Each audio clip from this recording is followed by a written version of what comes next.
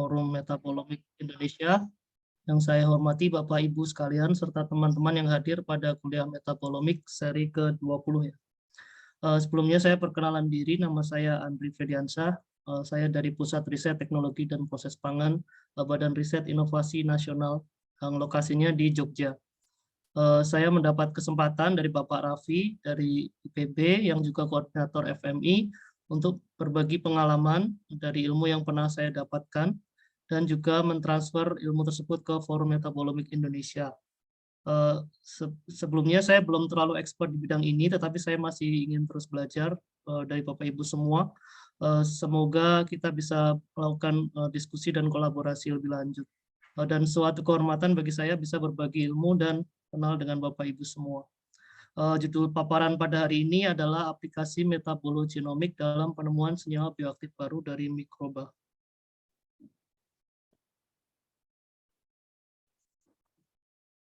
Ya, ini CV singkat saya S1 dari Biologi Universitas Gadjah Mada, kemudian S2 saya di Cholabon Graduate Institute Thailand, kemudian S3 saya di Farmasi Universitas Tübingen, Jerman. Ini outline pada hari ini. Yang pertama, definisi dari senyawa bioaktif tadi ya, natural product, kemudian tipe metabolit, kemudian sumber dari natural product, dan juga histori atau sejarahnya, kenapa penting gitu. Kemudian drug development process. Jadi inspirasi dari senyawa metabolit biasanya untuk drug ya, tapi bisa juga aplikasinya untuk food dan juga agriculture. Kemudian problem mengapa perlu mempelajari ini, kemudian strategi untuk mencari new natural product atau new bioaktif ya. Kemudian contoh-contoh yang pernah saya kerjakan dan terakhir adalah kesimpulannya. Ini apa itu natural product? Bapak Ibu sekalian mungkin sudah tahu, dari saya remind kembali. Jadi natural product itu produk dari metabolisme suatu organisme ya. Bisa berupa end product of gene expression atau hasil akhir dari sebuah ekspresi gen dari organisme. Dan biasanya alami diproduksi oleh organisme itu sendiri. Dan ada dua yang di sini, natural product itu termasuk primer maupun metabolit sekunder. Biasanya natural product itu memiliki chemical structure atau struktur kimia yang unik dan diversitasnya sangat tinggi, sehingga cocok untuk pembuatan bioaktif atau pengembangan drug. Kemudian ukuran dari natural product itu hanya terbatas sekitar 50-2000 Dalton. Biasanya untuk Bapak Ibu pernah mendengar metabolimik, jadi range-nya hanya 50-2000 Dalton. Kemudian di atas itu biasanya proteomik dan lipidomik. Paling kecil yang pernah saya temui di publikasi itu yaitu urea ya 60 Dalton. Kemudian yang terbesar sekarang sedang publish kayaknya seperti tahun lalu, namanya nocatioamide itu sekitar 1314 Dalton. Jumlah dari natural product sendiri sebenarnya kuantitinya sangat sedikit ya, biasanya dalam miligram atau nanogram atau lebih kecil dari itu. Nah, fungsinya ada 3 sektor yang penting, yaitu pertama adalah drug atau farmasi, kemudian food, pangan ya. Nah, biasanya yang pangan ini dari bakteri asam laktat menghasilkan misalnya bakteriosin, nisin, asam laktat, asam sitrat, dan lain sebagainya. Kemudian agriculture biasanya untuk pupuk ya, pakainya natural produknya namanya siderophore. Nanti misalnya lebih tertarik lebih lanjut bisa ditanyakan. Kemudian klasifikasi dari natural product sendiri ada 3 berdasarkan fungsinya. Kemudian biosynthetic pathway. Biosynthetic pathway ini biasanya kalau mikroba itu NRPS sama PKS ya. Non-ribosomal NRPS, polypeptide synthase, kemudian PKS ya, polypeptide synthase.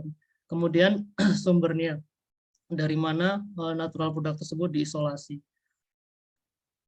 Nah, ini perbedaannya primer dan secondary metabolite ya, tadi kan ini termasuk golongan natural product ya.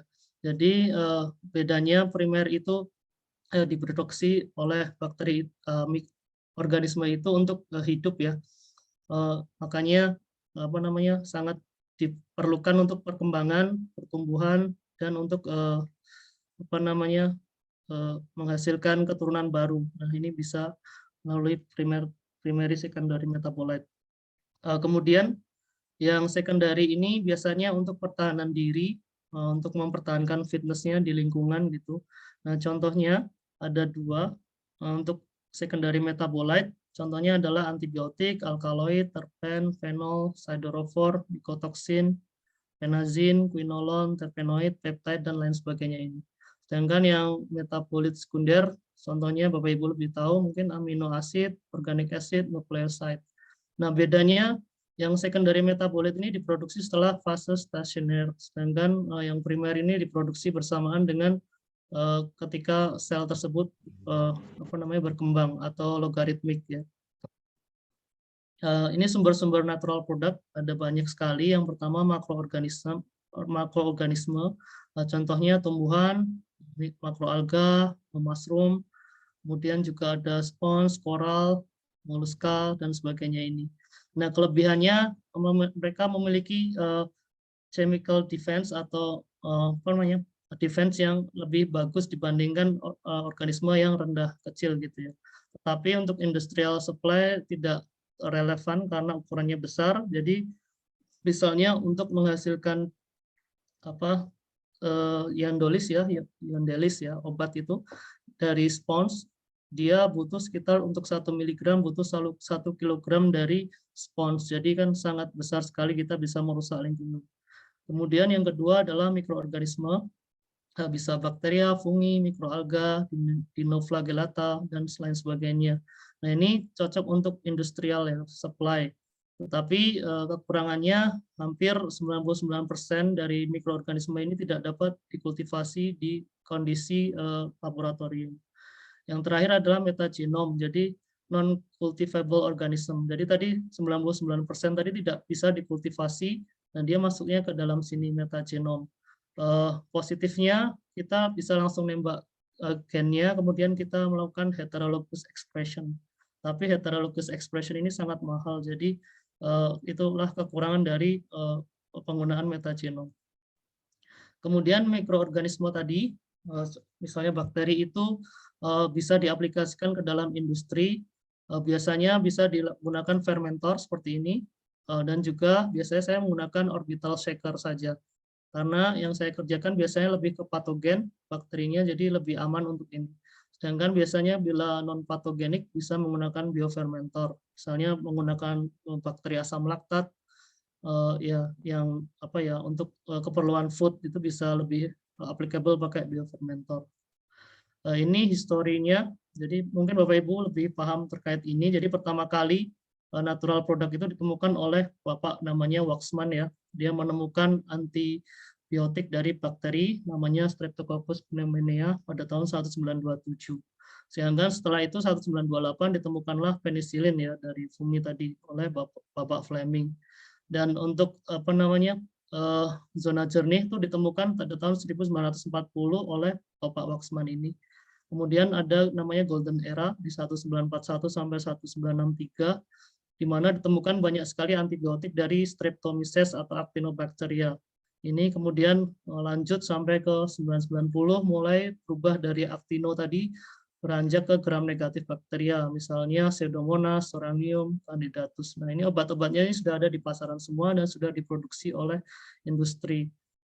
Nah, semakin ke sini kita diharapkan dapat mencari sumber antibiotik atau anti yang lainnya gitu dari mikroba itu sendiri, karena banyak ada resisten dan lain sebagainya, sehingga kita perlu mencari bentuk struktur kimia yang baru, karena nature itu lebih pintar dibandingkan ketika kita memikirkan sesuatu. Jadi sebenarnya di alam itu sudah ada, hanya kita perlu mencarinya. Nah, ini perkembangan drug development process. Jadi proses untuk mencari obat itu sangat lama sekali ya. Jadi mungkin kita sebagai atau Bapak Ibu peneliti atau dosen sudah sering melakukan ini, terutama di bagian yang kiri ya. Kita biasanya melakukan sampling. Saya sendiri juga melakukan sampling. Besok September saya ke Danau Kakaban untuk mencari halophil. Bagian sini sampling. Kemudian setelah kita mendapatkan spesies unik gitu yang memang belum pernah ditemukan orang sebelumnya, kita bisa melakukan pekerjaan lanjutnya, yaitu lab workflow, bisa melakukan cultivation, kultivasi bakteri atau mikroba atau organisme lainnya. Kemudian kita melakukan scale up, kemudian ekstraksi, fraksinasi, kemudian dereplikasi, kemudian kita membuat in-house library sendiri, kemudian dibandingkan sama online house library ya. Kemudian kita mendapatkan new drug candidate yang kita propose, kemudian kita uji-uji di sini. Nah, biasanya dari 10.000 kompon ini membutuhkan waktu 7-8 tahun untuk sampai ke dapat ini preclinical trial ya. Kemudian setelah kita mendapatkan kandidat, kita bisa lakukan paten, kemudian publikasi ya, untuk untuk memberitahu kepada dunia bahwa itu produk yang kita teliti sebelumnya. Kemudian kita melakukan trials, kemudian komersialisasi. Jadi dari 10.000 calon kompon, calon kandidat bioaktif, hanya sekitar 1 kompon biasanya dalam waktu ini 8 tahun tambah 7 tambah 1,5 tahun. Jadi jangan heran ketika kita banyak sekali kompon di Indonesia yang kita teliti, tapi tidak ada satupun kompon tersebut yang pernah menjadi obat di Indonesia. Biasanya kita dapat dari luar ya. Ini sekitar 11% dari produk drug yang ada di pasaran itu berasal dari inspirasi inspired drug dari bakteri ya. Bisa dari bakteri itu sendiri atau semisintesis atau total sintesis. Nah, ini contoh bacterial natural product inspired drug yang sangat terkenal sekali sampai sekarang adalah Yondelis ini, trabectedin. Dia pertama kali diisolasi dari spons ya, namanya Stenasidia turbinata. Tadi saya sudah sebutkan bahwa produksinya 1 mg per kilogram pada tahun 1990. Kemudian seiring dengan perkembangan ilmu pengetahuan dan teknologi, kita tahu bahwa yang memproduksi sebenarnya bukan sponsnya, tapi mikrobanya yang ada di spons, namanya Candidatus ini, dan sudah dipublikasi tahun 2003. Kemudian penemuan pertama 1990, kemudian FDA approved pada tahun 2007 di Eropa, kemudian 2009 untuk ovarian cancer, soft tissue 2015. Kemudian untuk produksinya saat ini tahun 2020 ya, menggunakan Pseudomonas PHMM003 untuk menghasilkan surfaktin B. Jadi dia memproduksi 1 gram per liter. 1 gram itu butuh 1 liter mikroba 1 liter kultur broth dari Pseudomonas ini. Kemudian setelah itu lakukan 18 step untuk menghasilkan ini Yondelis atau trabectedin ini. Kemudian ini gambarnya dari saya ambil fotonya dari Pharmamar ya, 1 mg per kilogram untuk mendapatkan drug tadi. Nah, kemudian ini 18 sintesisnya untuk mendapatkan Yondelis sekarang dengan Pseudomonas PHMM003 dengan ini industrial fermenter ya, dan sudah dipublikasi tahun 2000. Ini contoh obat-obat lain yang sudah ada di pasaran juga berasal dari mikroba. Pertama kali juga sama, karena ilmu pengetahuan itu kita berkembang cukup dinamis ya, dari 1987 kita tahunya Dolastin ini dari ini kelinci laut ya, ini kelinci laut Dolabella namanya. Kemudian pada tahun 2001 ternyata yang memproduksi bukan kelinci laut tapi bakteri namanya Cyanobacteria ini. Itu juga berlaku untuk produk-produk lain dari laut. Jadi sebenarnya kita isolasi spons, tapi ternyata yang memproduksi bukan sponnya, tapi mikroba yang ada di spons tersebut. Hampir semua drug yang ada di pasaran seperti ini. Bisa dilihat di slide ini. Ini problem utama ya. Kenapa kita perlu mencari sumber natural product atau bioaktif baru? Kenapa kita perlu baru, kita nggak mencari saja yang sudah ada? Gitu. Karena yang pertama multi drug resistant. Kemudian yang kedua adalah same compound atau kompon tersebut bisa diisolasi dari bakteri-bakteri atau mikroba yang lainnya. Sedangkan kita selalu menggunakan classical method, misalnya bioactivity. Nah, itu kekurangannya adalah rediscovery rate. Jadi kita akan menemukan kembali kompon yang sudah ditemukan orang sebelumnya, meskipun mikroba yang kita gunakan berbeda.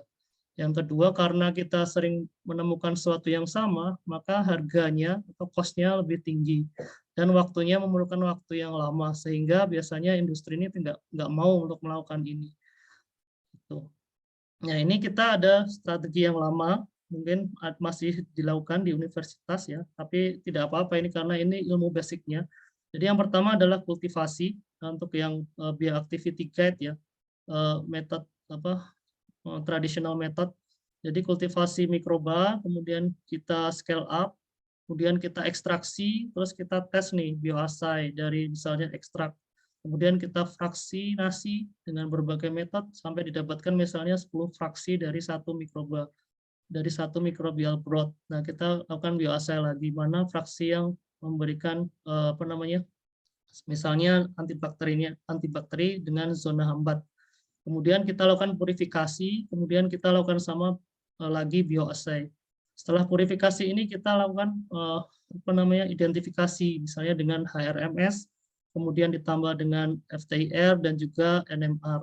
Nah, biasanya yang sudah diisolasi ini komponnya sama seperti yang sudah ditemukan orang-orang terdahulu, peneliti terdahulu, meskipun mikroba yang kita gunakan berbeda. Jadi ini akan wasting time ya untuk penemuan obat.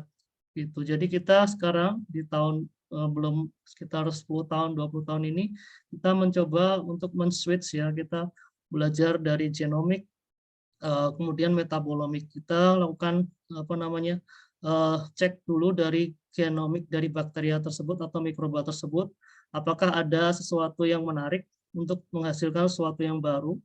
Kemudian setelah itu kita lakukan hal yang sama, yaitu kultivasi ya, kemudian kita ekstrak, kemudian kita masukkan ke alat untuk mengecek metabolitnya dengan namanya metabolomik ya.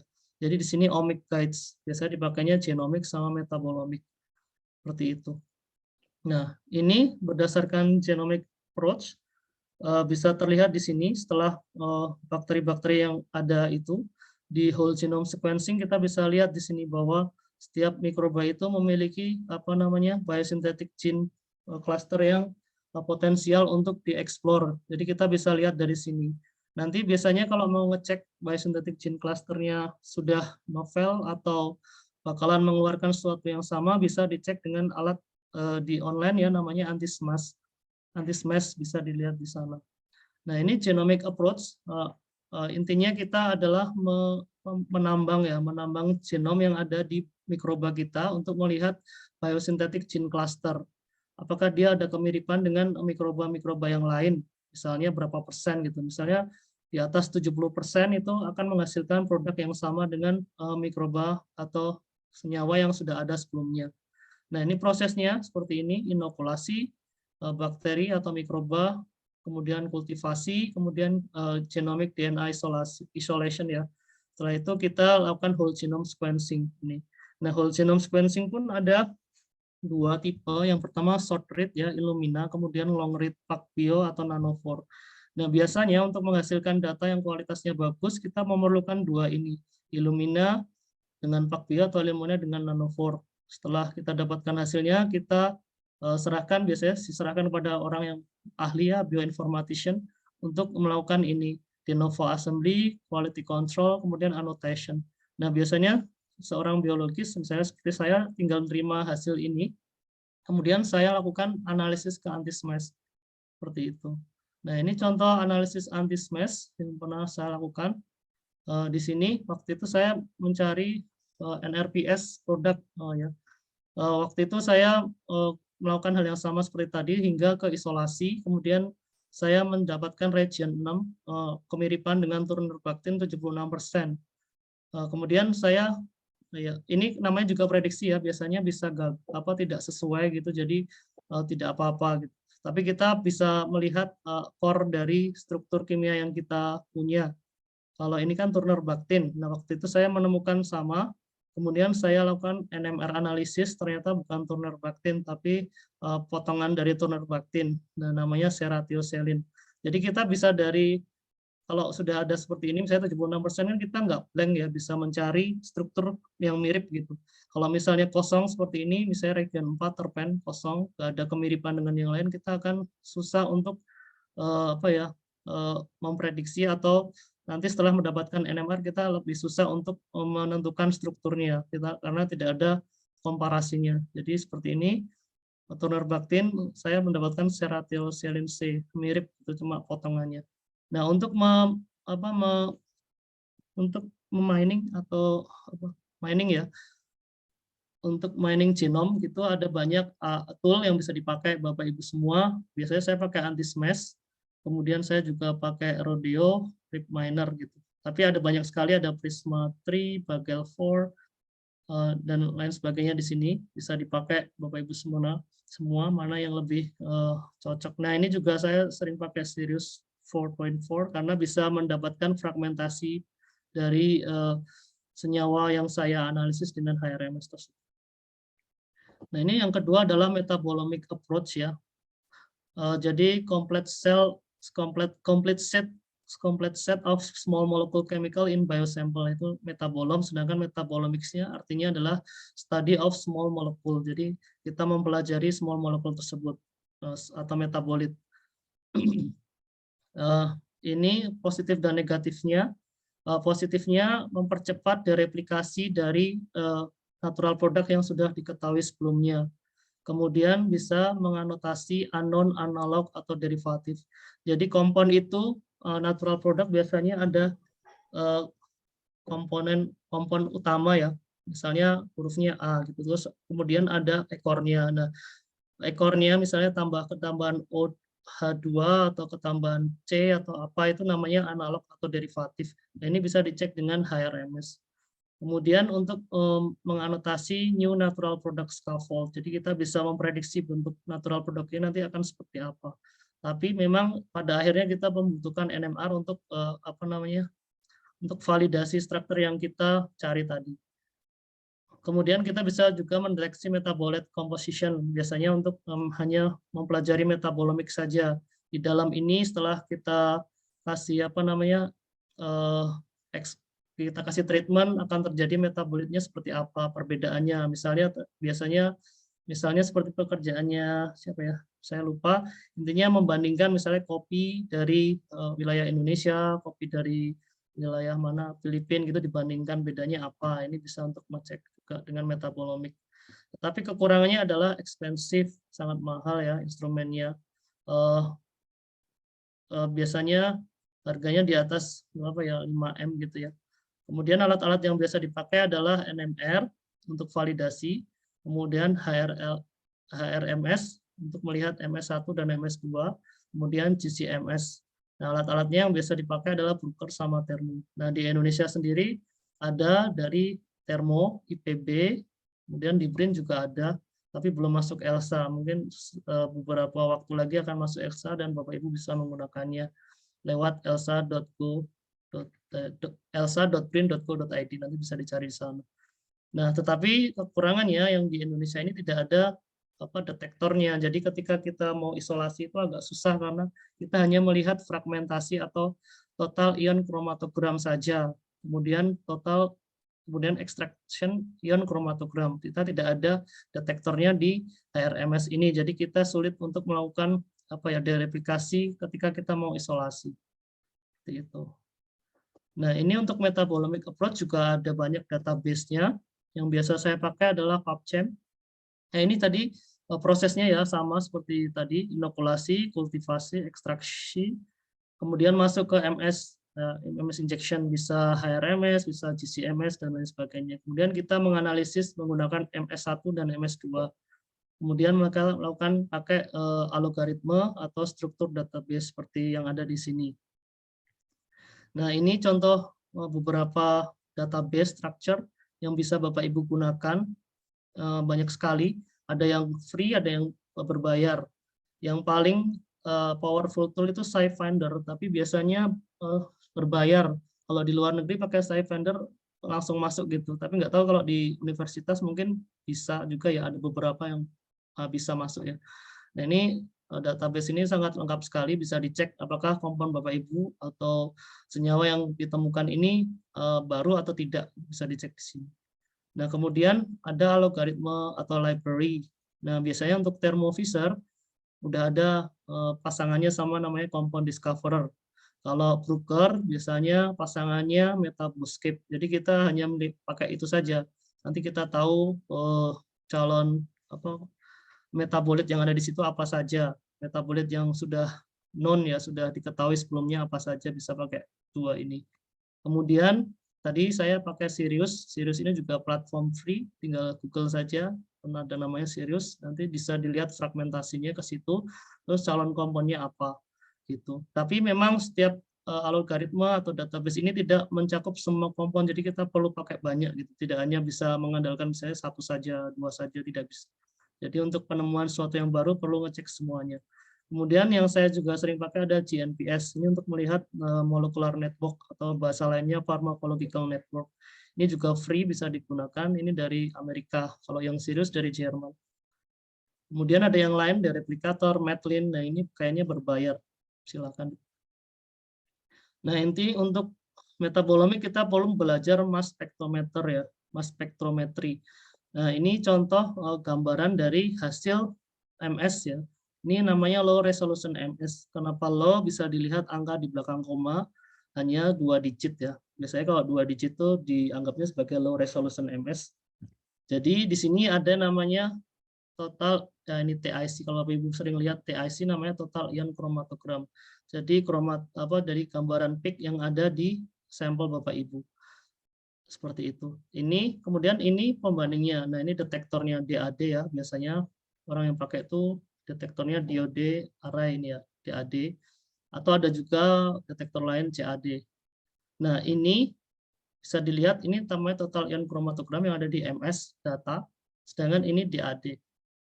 Kalau mau isolasi, biasanya karena isolasi itu kita pakai HPLC ya. HPLC itu detektornya ada DAD biasanya. Jadi kita harus melakukan corresponding peak ini. Di mana peaknya misalnya saya tertarik sama yang ini. Setelah saya cek MS-nya, mungkin saya tertarik unik baru atau bagaimana gitu. Tapi di sini kan kita tidak ada peaknya. Jadi kita tidak bisa mengisolasi yang ada di sini. Karena biasanya alat yang kita pakai detektornya DAD. Jadi kita perlu detektor lain untuk mengecek di sini biar ada peak naik gitu untuk isolasi. Nah, sedangkan ini contoh high resolution MS yang misalnya ada di IPB, di BRIN gitu. Bedanya tadi digitnya ada 4 ya, ini kayaknya ada satu lagi koma, pokoknya digitnya lebih dari 3, itu high resolution, sama persis sama yang tadi. Ini total ion chromatogram yang ada di MS, bisa dilihat di sini. Kemudian ini detektor yang di sini saya pakainya DAD ya, 254 panjang gelombangnya NM. Dan di sini ada kan misalnya di sini berapa MS-nya, kemudian di sini DAD-nya. Nah, kita bisa lihat di sini corresponding, kita bisa isolasi peak yang ini pakai HPLC. Tapi ini kita tidak bisa karena kita tidak tahu MS-nya berapa, susah. Jadi meskipun ada peak, belum tentu MS-nya tinggi, jadi bisa saja kosong gitu ya. Nah, ini contoh detektor tadi, ada charge aerosol detector, diode array detection DAD, atau photodiode array detection. Nah, ini PDA. Nah, ini extracted ion chromatogram. Setelah kita punya total ion chromatogram, kita bisa klik sini untuk mendapatkan extracted ion chromatogram di sini. Nah, extracted ion chromatogram di sini bisa untuk melakukan prediksi formula. Nanti akan ada banyak formula yang keluar dari sini. Sedangkan terus kita ngecek dari error biasanya. Kalau error rendah berarti prediksi pertama hipotesisnya bakal calonnya seperti ya, misalnya yang ini errornya minus 0,32. Jadi mungkin saya akan mendapatkan kompon seperti ini. Nah, tapi untuk validasinya sekali lagi dengan NMR ya. Jadi ini hanya prediksi saja. Nah, tadi untuk alat namanya GNPS tadi, ini yang pernah saya kerjakan, saya masukkan ke GNPS, nanti akan mendapatkan hasil seperti ini, molecular network atau pharmacological network. Nah, di sini kita bisa lihat apa namanya ada berapa banyak kompon yang corresponding ya, namanya derivatif atau analog dari kompon-kompon yang lain. Nah, biasanya mereka akan mengklaster jadi satu. Nah, misalnya ada kompon yang pertama ditemukan, misalnya A gitu, 700, yang B 713. Nah, dia akan mengklaster sendiri di sini. Seperti itu. Yang ketiga adalah hybrid approach, yaitu metabologenomic tadi. Jadi kita menggabungkan genomik dan metabolomik. Pertama, jadi kita harus melihat dari mikroba yang kita akan pakai. Kita cek tadi dengan anti-smash setelah kita lakukan sequencing. whole genome sequencing tadi, kita bisa cek terus ada interest enggak yang kita mau interest untuk pelajari lebih lanjut menggunakan metabolomic. Kemudian kita melakukan OSMAC. Nah, ini ada tambahan namanya OSMAC based cultivation. Jadi OSMAC itu kepanjangannya one strain many compound. Jadi setiap bakteri itu bisa menghasilkan banyak sekali compound berbeda. Bagaimana cara menghasilkannya? Nah, kita harus mengaktifkan gen yang ada di mikroba tersebut. Dalam bahasa Inggrisnya ini reawaken cryptic gene. Jadi kita harus membangkitkan gen-gen yang ada di mikroba tersebut. Banyak cara untuk mengaktifkan gen-gen tersebut, misalnya mengganti nutrien di dalam, misalnya kita pakai media, satunya NRSB, satunya NB, satunya TSP. Nah, ini akan menghasilkan produk yang berbeda. Kemudian kita juga bisa menggunakan solid atau liquid. Nah, ini solid dan liquid juga akan menghasilkan produk metabolit yang berbeda. Kemudian cara yang lain, misalnya di Jepang bisa pakainya co-cultivation, jadi dua mikroba dijadikan satu pakai membran ya, di tengahnya ada dua Erlenmeyer, kemudian ada membran di tengahnya, dan kita pakai dua mikroba, misalnya Streptococcus apa, yang satunya apa gitu. Kemudian kita juga bisa menggunakan physical condition, misalnya penambahan suhu atau melakukan shaker ya, shakernya berapa RPM, kemudian pakai apa namanya O2, CO2 dan lain sebagainya. Dan yang paling famous atau terkenal sekali adalah chemical elicitor. Jadi kalau Bapak Ibu sering mendengar elicitor, nah itu ditambahi sesuatu agar terjadi alterasi dari dari gen-gen yang ada di mikroba tersebut. Misalnya pakai histone deacylase inhibitor dalam media, kemudian juga ada DNA methyltransferase, kemudian inhibitor 5 ini contohnya, kemudian quorum sensing. Nah, biasanya saya pakai elicitornya quorum sensing. Nah, ini contoh elicitor quorum sensing yang saya gunakan. Waktu itu saya pakai C8 homoserine lactone, kemudian tanpa C8 homoserine lactone. Nah, ini hasil dari total ion kromatogram. Nah, di sini ada peak dan sini tidak corresponding ya. Ini keluar setelah diberi ini. Nah, ini setelah dicek di HRMS ada molekular sekitar 931 Dalton atau MZ-nya ya, plus in positive mode-nya 931. Kemudian saya pakai cluster tadi juga ditemukan ternyata hanya satu, tidak ada temannya gitu, tidak ada derivatifnya. Kemudian ujinya juga udah oke. Hanya saja waktu saya isolasi sangat kurang sekali, jadi saya tidak bisa langsung ke NMR. Karena untuk NMR ini perlu jumlah isolat kompon yang banyak ya untuk di running. Tapi tergantung apa namanya NMR-nya juga, semakin ke sini kita bisa menggunakan ukuran kecil untuk mendapatkan data NMR. Tapi biasanya tanya aja di negara yang maju ya. Kemudian yang keempat ada namanya heterologous expression. Jadi tadi kan ada 99% mikroba yang tidak dapat dikultivasi. Tapi biasanya hanya mixture ya, mix gitu, terus kita apa namanya kultivasi, kemudian kita ekstraksi, terus di situ ada kompon-kompon tertentu gitu. Nah, kompon-kompon tertentu ini bisa kita ambil gennya dari mikroba tadi, kita gen-gennya yang ada di di kumpulan tadi, misalnya tanah gitu. Nah, gen di tanah tadi bisa masuk ke mikroba misalnya coli atau Pseudomonas atau lain sebagainya gitu. Nah, kita bisa heterologous ekspresikan untuk menghasilkan kompon yang sama. Nah, ini lebih mahal, lebih susah, biasanya waktu yang sangat lama. Saya ada 2 teman yang heterologous expression hingga 5 tahun belum selesai. Nah, ini contoh pekerjaan yang pernah saya kerjakan. Itu saya menggunakan metabolomic. Untuk mikrobanya saya pakai bermacam-macam mikroba dalam golongan genusnya Massilia. Jadi saya pakai sekitar 8 genus Massilia yang diisolasi oleh namanya Zhang ini tahun 2006 dari Cina. Ini bakterinya masuk Proteobacteria gram negatif dan ordernya Burkholderia-les. Dan di sini saya menggunakan metode yang sama seperti yang tadi saya jelaskan. Saya melakukan modifikasi media, saya pakai OSMAC-nya beberapa media yang berbeda. Saya pakai sekitar 10 kalau nggak salah, media beda-beda semua. Terus bakterinya saya pakai 8. Kemudian saya scale up dengan Erlenmeyer tadi hingga 30 liter. Kemudian saya ekstraksinya banyak cara ya, bisa pakai solvent atau pakai diion atau juga disebut sebagai resin. Kita bisa pakai resin, saya pakai resin.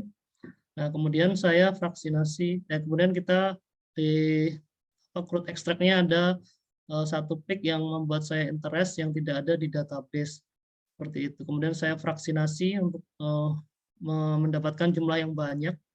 Nah, kemudian saya dari fraksi C ini saya isolasi dengan HPLC, kemudian saya RMS, NMR, FTIR hingga melakukan Marve analisis karena kompon saya peptida ya. Ini kompon saya 457 terdiri dari 4 amino asid ya, tirosin, prolin, valin, prolin, jadi siklik. Kemudian saya lakukan Marve analisis untuk lihat ini termasuk kalau di amino asid kan ada D sama L apa D gitu. Nah, saya pakai ini derivatisasi, kemudian saya cek ternyata ada D sama L. Kemudian pas dicek di database baru, jadi saya bisa publikasi kompon ini di Journal of Antibiotic Nature ya, Jepang ya.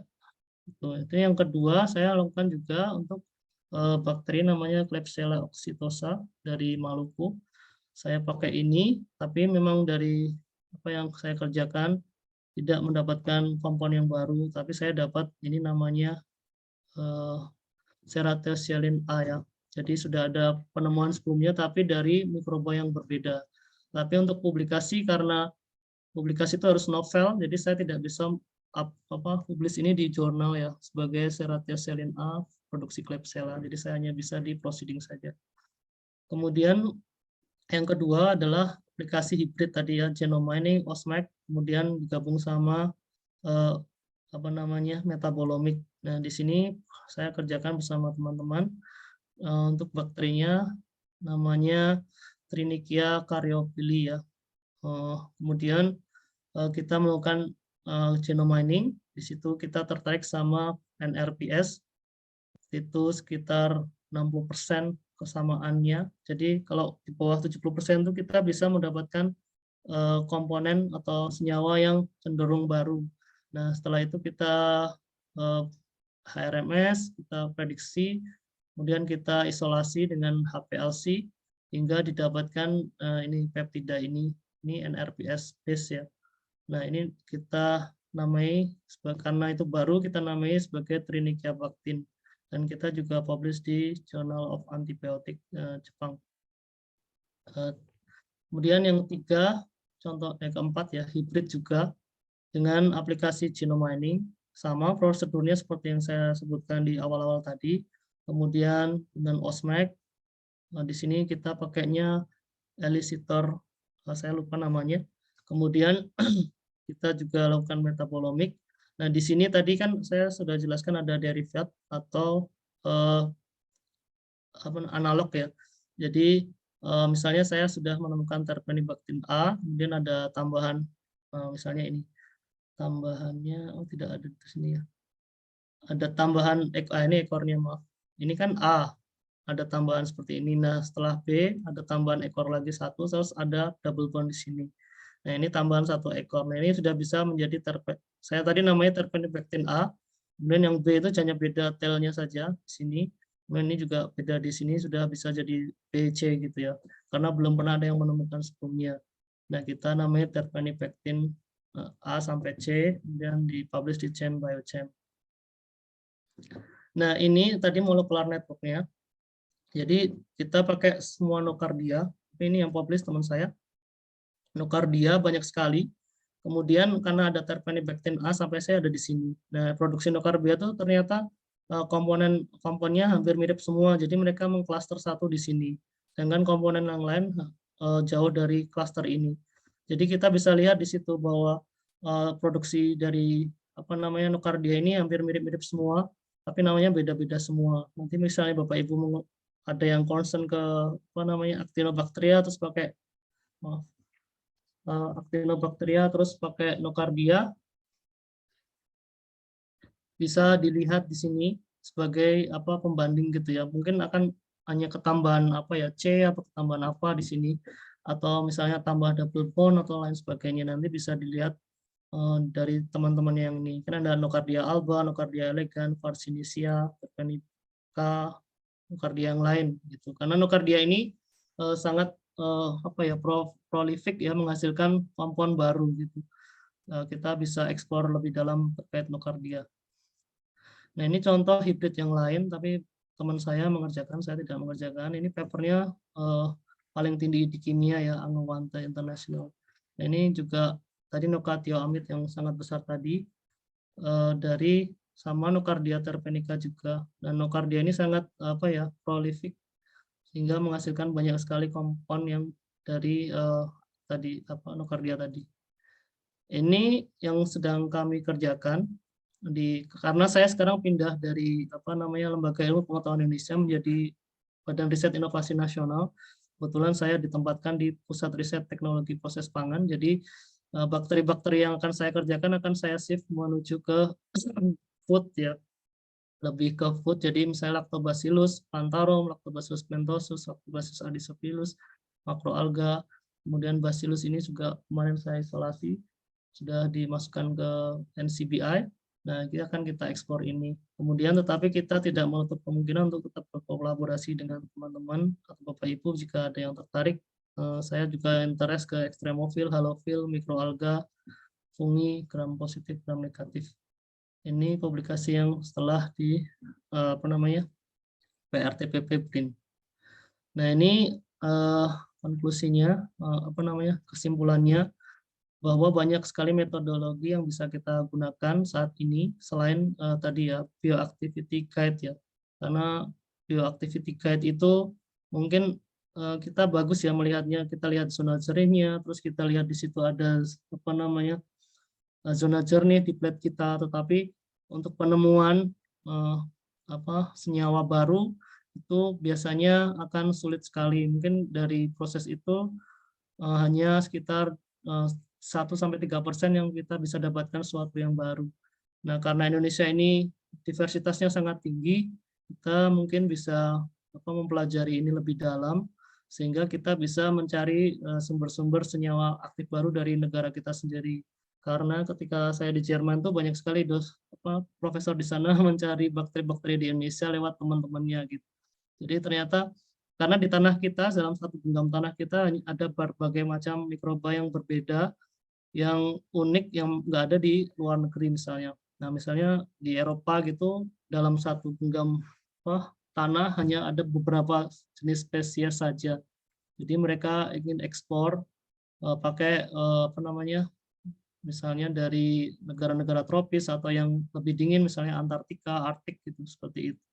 Nah, ini ada banyak sekali metodenya, genome mining tadi, metabolomic atau kombinasi genome mining sama metabolomic atau metabologenomic. Kemudian kalau Bapak Ibu expert gitu, terus ada alat dan bahannya, bisa juga melakukan heterologous expression.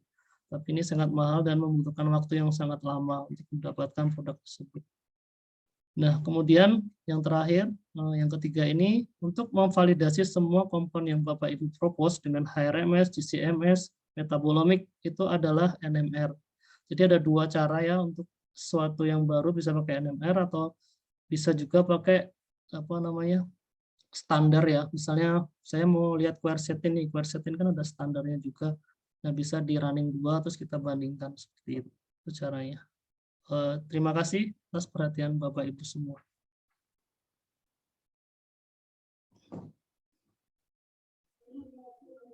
Jika ada pertanyaan silakan. Ini nggak ada moderatornya. Langsung aja Mas Andri. Oh, ada Pak ya? Oh, Pak Rudi mau Pak? Maaf. Kata Pak Rabi memantau saja katanya. Siapa? Pak. Iya. Cina mungkin saya nanti sedikit bertanya dulu ya ke Mas Andri ya. Iya, jadi saya menarik juga ya. Jadi memang alur risetnya ini saya lihat itu menjadi suatu pembuktian bahwa namanya metabolom ini sebagai functional genomic begitu ya kelihatannya ya. Karena artinya kalau tadi kan kalau dari saya lihat dari penjelasannya itu kita bisa memprediksi kira-kira kalau suatu organisme ya dalam hal ini mikrob itu punya runutan gen tertentu, kemudian kita bisa lihat kira-kira dia mungkin menghasilkan kelompok metabolit sekunder tertentu, seperti itu ya, Mas Andri ya? Iya, iya benar Ya. Pak. Jadi, ya. Jadi apakah mungkin misalkan dari sisi akurasi dari prediksi itu ya, walaupun demikian kan itu prediksi ya, Iya. kita bisa secara langsung tidak bisa, oh saya ingin menghasilkan, ingin mencari senyawa yang metabolit terpenoid misalkan begitu ya, sehingga artinya kita bisa memilih mikroba yang memang akan memiliki potensi gen yang memang akan secara klaster itu dia menghasilkan terpenoid. Apakah akan memang 100% seperti itu, begitu dari prediksi misalnya dari anti-smash itu tadi, sehingga dari awal, strategi awal kita sudah, oh saya akan melakukan ekstraksinya itu selective extraction terhadap kelompok terpenoid begitu. Apakah memang ada ukuran bahwa memang selalu akan pasti seperti itu tidak ya, Mas Andri ya? Iya Pak. Jadi berdasarkan yang pernah saya kerjakan, biasanya iya Pak. Tadi kan ada namanya whole genome-nya ada 2 ya tadi ya Pak. Ya. Saya share lagi. Ya.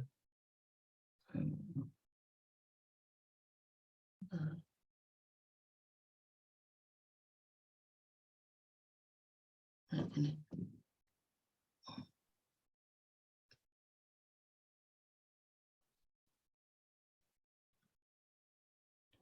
Nah, bisa terlihat ya di situ ada 2 cara men-sequence dari whole genome sequencing. Ada namanya Illumina, kemudian PacBio dan Nanopore. Nah, ini short read dan long read. Nah, untuk mendapatkan kualitas genom analisis genom yang bagus, kita harus menggunakan dua-duanya, Pak. Jadi kita perlu, misalnya saya mau pakai Illumina, saya juga bisa nambahkan satu lagi PacBio atau salah satunya dari Nanopore gitu. Saya biasanya kalau di sana Illumina sama PacBio, kemudian kita minta bioinformatician untuk menggabungkan data-data tersebut sehingga mendapatkan high quality data. Biasanya kalau bisa dilihat di paper-paper itu high quality genome data gitu. Nah, misalnya bisa dilihat di paper misalnya mikrobiologi genome announcement ya, mikrobiologi apa itu? Genome announcement, saya lupa nama yang jurnal barunya. Itu bisa dilihat kalau misalnya ada high quality berarti whole genome tadi yang di sequence tadi sudah bagus. Ya biasanya kalau udah kita analisis hasilnya lebih cenderung oke gitu, Pak. Nah, saya kemarin lakukan juga pakai Illumina saja. Itu datanya jadi kurang baik. Jadi ketika saya memprediksi saya ingin ini tetapi hasilnya tidak seperti itu. Jadi saya perlu whole genome sequencing lagi gitu. Seperti itu, Pak. Oh, oke.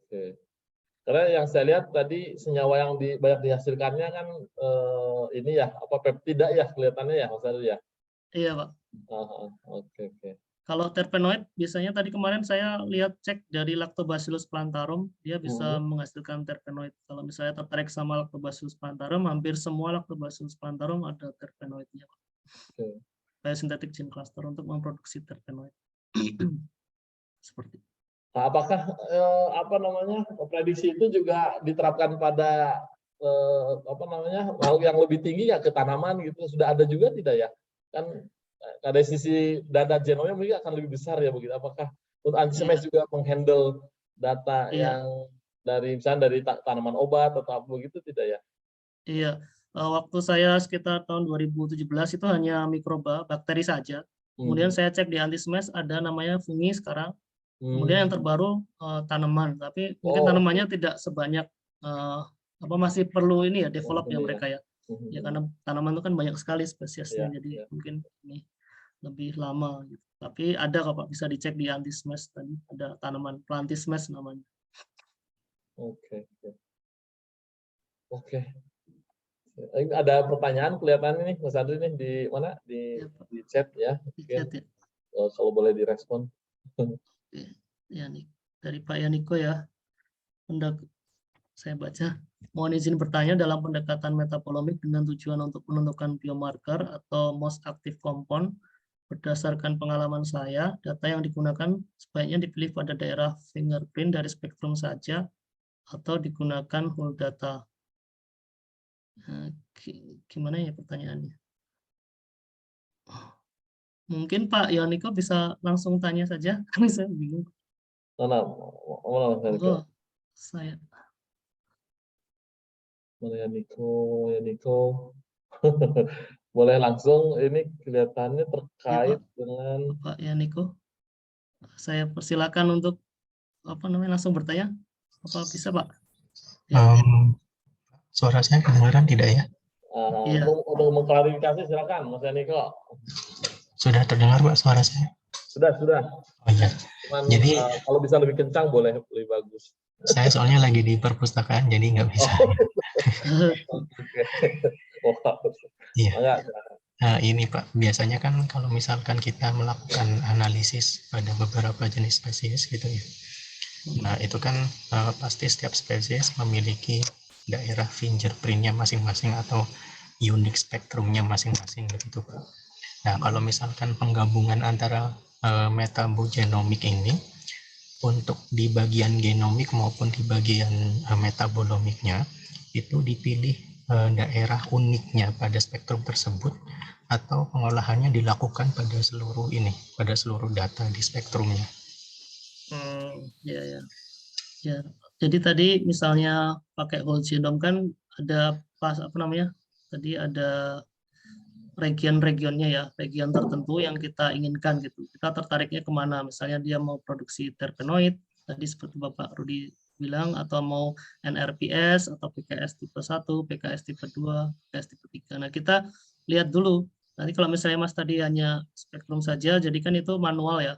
Bisa dicek juga secara manual, tapi yang manual-manual ini biasanya orang-orang genetik bisa gitu.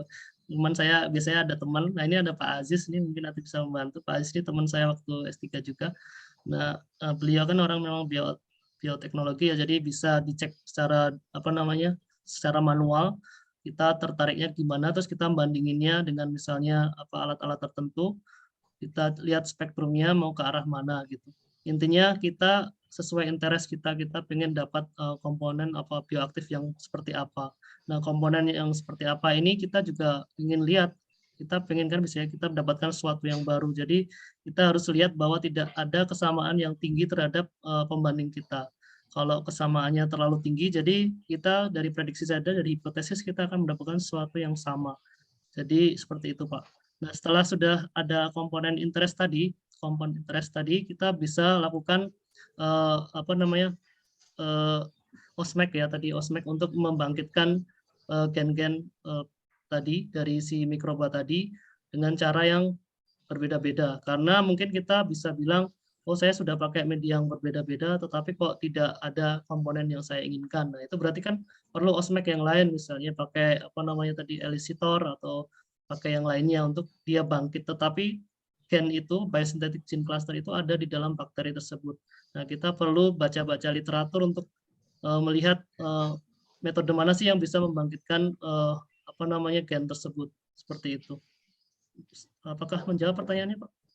Iya Pak, mungkin tambahan pertanyaan Pak ya. Iya. Ya.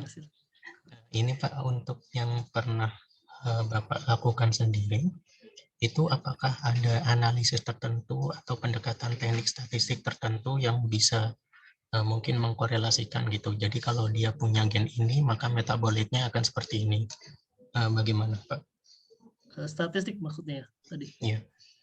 Oh, saya hanya melihat ini aja Mas, komparasi saja. Tadi misalnya saya biasanya pakai anti-smash saja. Misalnya data whole genome saya sudah bagus, saya hanya pakai whole genome, kemudian di situ nanti bisa dicek ya di anti-smash gitu. Bisa kalau misalnya nggak punya data whole genome, bisa lihat di NCBI, di situ ada whole genome dari orang-orang di dunia gitu, bisa di-download terus dimasukin ke anti-smash. Nah, gitu untuk belajar aja di rumah gitu. Nah, itu bisa lihat komparasinya, misalnya berapa persen tadi. Misalnya tadi 70%. Nah, saya pengen coba mendalami itu. Saya klik saja di situ ada gen-gen yang berurutan di situ, saya coba dalami di situ. Seperti itu. Jadi seperti itu, Pak. Ya baik. Sebenarnya ini sih kalau yang bagian genomiknya kan memang saya belum pernah mempelajari ke arah situ Kak. Tapi berarti kalau misalkan bisa ditemukan gen tertentu yang bisa membangkitkan metabolit tertentu, berarti nanti misalkan untuk di bagian biotek itu ini ya kita bisa melakukan kayak modifikasi gen supaya dia menghasilkan senyawa tertentu begitu ya Pak? Iya bisa. Tadi pakai gene expression, Pak. Misalnya ada apa biosintetik gene yang membuat tadi misalnya tertarik gitu. Nah, itu bisa diintroduksikan ke mikroba lain, misalnya E. coli atau apa ya, Pseudomonas ya. Nah, bisa diintroduksikan ke situ kemudian ditumbuhkan gitu. Oh ya. Itu namanya heterologous expression. Oh ya, baik Pak. Ya, mungkin itu saja Pak Andri. Terima kasih banyak. Sama-sama, Pak Yoniko. Kelihatan Mohon tadi maaf. ya, Mas Saipudin ya. Iya, Silakan. iya. Ya Pak, Terima bisa kasih. membantu kalau ada yang kebetulan orang Wah, terima teknologi. kasih sekali, luar biasa Pak Mas Fred nih. Kebetulan teman satu lab di Indonesia cuma 2 orang itu satu lab, saya dan Mas Fred. Luar biasa. Ya, sebelumnya saya ucapkan terima kasih. Izin menambahkan Mas Fred, kebetulan ini tadi kita terkait nyinggung masalah genetik, jadi alhamdulillah saya memang di bidang itu. Jadi memang betul sekali Mas Fred, Pak Andri tadi menjelaskan bahwa kalau kita ingin mendapatkan fingerprint dalam tanda kutip ya, fingerprint, kita memang harus tahu betul mengenai whole genome-nya. Kenapa demikian? Karena sehebat apapun rekayasa kita lakukan, kalau di situ gennya tidak ada, maka kita tidak akan nemu fingerprint-nya. Sama sekali tidak. Sehingga memang harus basicnya dari whole genome sequence. Nah, kemudian setelah whole genome sequence fix, berarti kita tinggal main-main pada masalah kultivasi, kondisi lingkungan, di mana mikroorganisme ataupun organisme itu ditumbuhkan. Nah, kemudian setelah selesai di whole genome, baru kita masalah kepada literatur. Kita mau metabolit apa yang kita ingin keluarkan. Nah, bisa menggunakan elicitor atau bisa menggunakan yang lebih sederhana, yaitu rekayasa media.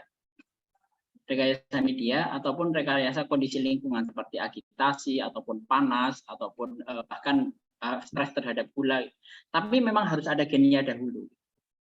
Jadi mungkin setelah itu, setelah dua permasalahan itu tidak bisa terjawab, baru kemudian menggunakan rekayasa genetik dengan menambahkan tadi gen regulator ataupun gen-gen yang untuk mengaktifkan silence gen. Mungkin itu yang bisa saya tambahkan Pak Andri. Ya, terima kasih Pak Aziz. Nah, ini Pak Aziz ini bisa membantu saya ke bioteknya. Saya kan kimianya, Pak Aziz bioteknya. Karena memang butuh 2 orang ya, berbeda ilmunya gitu biar lebih. Kolaborasi. Iya, Pak. Karena Iya. untuk Jadi ada metabolomi. pertanyaan lagi kelihatannya nih, Mas Andri. Oh ya, siap. Dari Bu Salmi kalau nggak salah, dari Mbak Salmi ya. Silahkan. Oke, saya urutkan dulu ya dari Pak Hendrik Indra ini. Oh, Hendrik Indra. Iya, Pak. Oh, udah. Oh, soalnya ini direct message ya. Oke, saya baca ya. Oh, oke. Ya. Enggak ke everyone. Ya, yang di umum ini dari Mbak Salmi ini ada. Iya, ini Yang intinya Pak Hendrik ini bertanya terkait dengan S3-nya ingin fungal mikrobiom di hewan tertentu, contohnya orang utan ya. Apakah langkah-langkah tadi sama seperti apakah langkah untuk sampel fungi sama dengan bakteri? Seperti itu ya Pak Hendrik ya. Iya, sama prosesnya Pak. Untuk metodenya tadi ada 4, Bapak bisa milih metabolomik saja atau genomik saja atau gabungan. Biasanya yang paling powerful tadi ada gabungan hibrid ya, metabologenomik, karena kita akan dapatkan hipotesis lebih kuat, kemudian kita kita lihat di metabolitnya, dan kalau misalnya ada yang tertarik bisa dilanjutkan ke isolasi seperti itu. Nah, seperti itu Pak, bisa sama, prosesnya sama. Kemudian yang selanjutnya Ibu Salmi ya. Bentar. Tadi saat analisis genomik kan dilakukan pencocokan gen tertentu, apakah metabolitnya ada kemiripan dengan senyawa aktif yang sudah ada. Untuk gen-gen yang produknya tidak ada kemiripan dengan metabolit aktif tertentu, apakah gen ini bisa dikatakan tidak berpotensi untuk diekspor? Terima kasih Bu pertanyaannya, Bu Salmi. Kalau misalnya tidak ada kecocokan, sebenarnya itu lebih bagus ya, karena akan dihasilkan metabolit yang sangat baru. Seperti itu. Jadi tapi nanti ketika sudah dapat metabolitnya itu, sudah diisolasi, sudah di NMR gitu, kita hanya kesulitan untuk menentukan strukturnya karena kita tidak ada pembanding. Tapi kalau Ibu ada teman atau orang kimia yang ahli sekali di bidang elusidasi struktur kimia, natural product itu bagus sekali Bu, bisa didapatkan sesuatu yang baru dan belum pernah ada sebelumnya. Jadi itu sangat berpotensi, hanya kita perlu mempelajarinya lebih dalam. Karena struktur elusidasi kan sebenarnya kita perlu ada pembanding untuk menentukan sesuatu yang baru tersebut. Apalagi kalau natural product itu kan bentuknya unik-unik ya. Biasanya tidak ada sebelumnya gitu, dan lebih tidak pernah dipikirkan oleh manusia sebelumnya. Jadi kan seperti itu.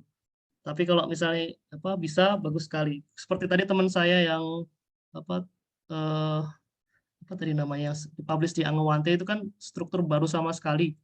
Ya seperti yang Ibu pertanyakan ini, gen-gennya tidak ada pembandingnya, dia benar-benar baru. Jadi dia perlu banyak sekali orang untuk terlibat memecahkan masalah tersebut hingga didapatkan bioaktif yang sangat baru. Jadi bisa dipublish di artikel yang sangat tinggi di Angewante Chemical International Edition ya, setara sama Nature, jadi tertinggi di kimia kan itu, seperti itu.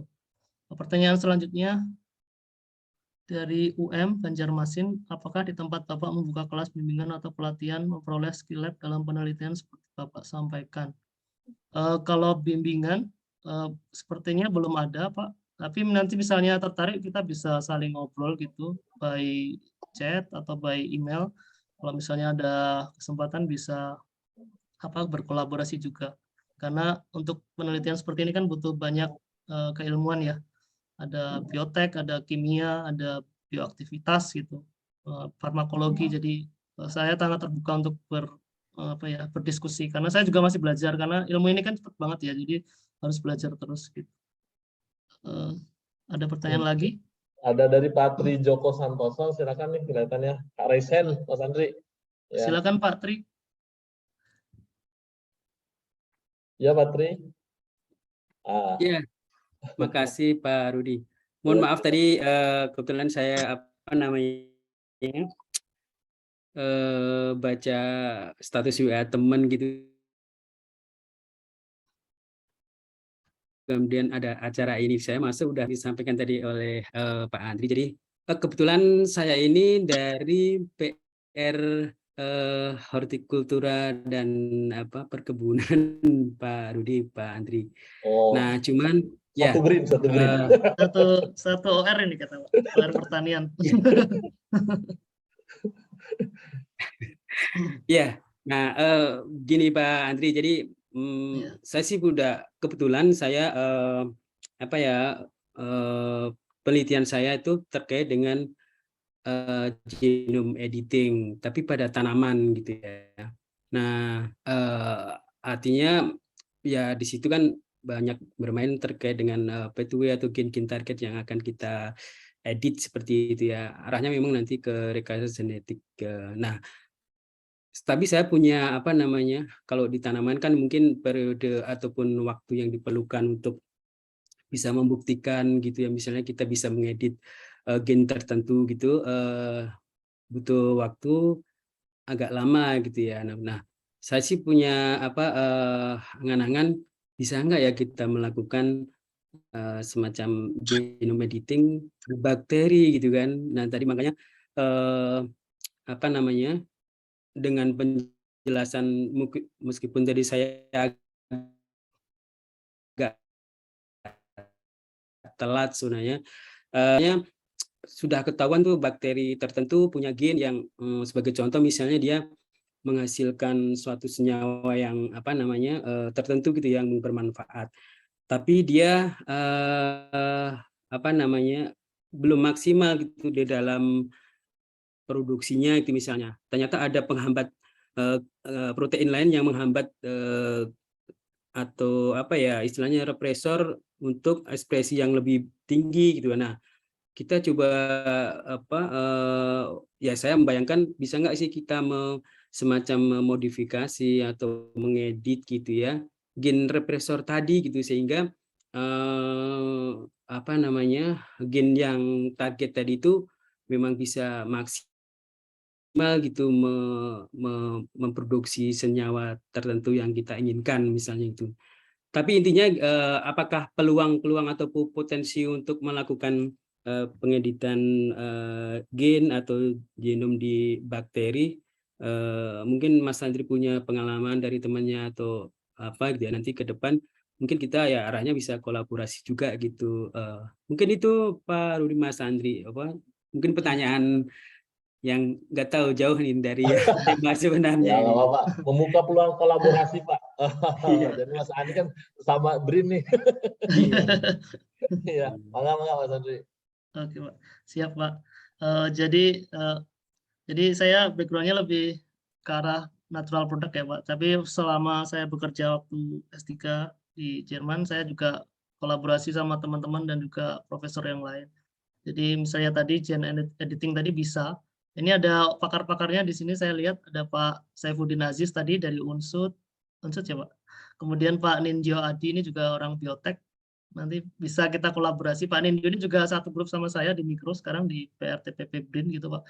Jadi nanti Itu bisa bimbingan kita saya Mas Andri. Kenapa Pak? Iya Mas Ninjo Iya. yang kebetulan kayaknya dia mahasiswa ini yang kita sedang belajar juga di dia ininya. Saya salah satu pembimbingnya kayaknya. Oh iya Mas, sudah kenal ya Pak. Mas Ninjo monggo. Assalamualaikum Pak Andri, Pak Andri, Joko. Waalaikumsalam Mas Izin Pak Ninjo. Rudi. Iya. Mungkin nanti saya japri aja dah sama Mas Andri, sama Pak Andri. Pertanyaannya lumayan banyak nanti. Waktunya mungkin tidak cukup. Iya. Ya. Alhamdulillah forumnya jadi ngumpul lah gitu Pak. Ya, makasih Pak Rudi. Iya. Nanti saya itu Pak Andri diskusi. Siap. Jadi sudah saling mengenal ya Pak? Oh, tenang. Berarti ini ada Pak Aziz ini dari Unsud. Nanti kalau misalnya Bapak Ibu ada yang memang orang genetik banget yang tahu gini bisa kita kolaborasi. Saya ke arah produksi metabolitnya. Kalau gen editing ada Pak Tri tadi, Pak Saifuddin Aziz itu bisa. Ya Pak Aziz, monggo Pak kalau mau nambahin Pak gen editing Pak. Bisa nanti kita lihat senyawa produksinya, produksi metabolitnya bagaimana. Itu bisa Pak. Iya betul Pak, itu leres sekali. Kalau di bakteri itu sangat mudah ya, apalagi kalau untuk editing. Cuman untuk yang di tanaman mungkin agak sedikit kalau pakai CRISPR-Cas lebih kelihatan nih Pak. Iya. Ya itu kalau sangat mungkin kan, bahkan kalau terutama kalau di genome editing itu lebih ke arah ke ekspresi yield nih Pak, jumlah metabolit besar, metabolit yang terekspresi. Demikian pula juga untuk memunculkan senyawa-senyawa yang unik gitu, dalam artian yang awalnya tidak ada kemudian ada, sangat memungkinkan untuk genome editing. Ya kita bisa kerjasama lah Pak gitu untuk penelitian dengan Mas Fred dan dengan lainnya. Ya, Manur. Baik, terima kasih Mas Andri, Pak Aziz, Pak Rudi juga. Iya. Oke.